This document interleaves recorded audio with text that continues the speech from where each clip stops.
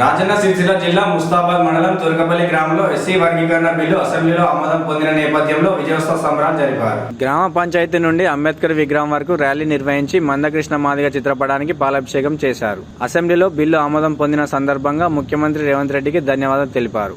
ఈ కార్యక్రమంలో అంబేద్కర్ సంఘం అధ్యక్షులు మల్లేష్, ఎంఆర్పీఎస్ మండల ఉపాధ్యక్షులు నాగరాజు, మాజీ సర్పంచులు, నాయకులు అంకని బాను, కాసొల్ల దుర్గప్రసాద్, ఎంఆర్పీఎస్ గ్రామ శాఖ అధ్యక్షులు అశోక్, నాయకులు ఎల్లం బాలయ్య, రాజనర్సు, రంజిత్, లింగం, చిన్న బాలయ్య, దేవదాసు, నర్సింగం, శేఖర్, ప్రవీణ్, అర్జున్, సుమన్, కృష్ణహరి తదితరులు పాల్గొన్నారు.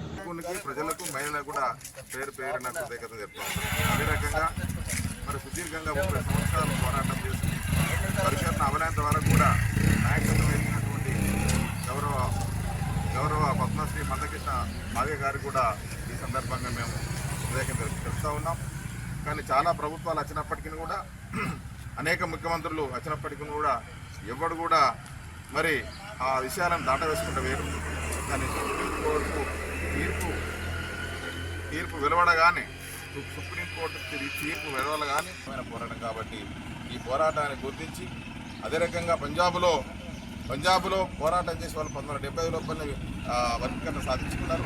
ఆ సాధించుకున్న వర్గీకరణ 2024లో మనతో పాటు కూడా వాళ్ళకి చేయబడ్డది.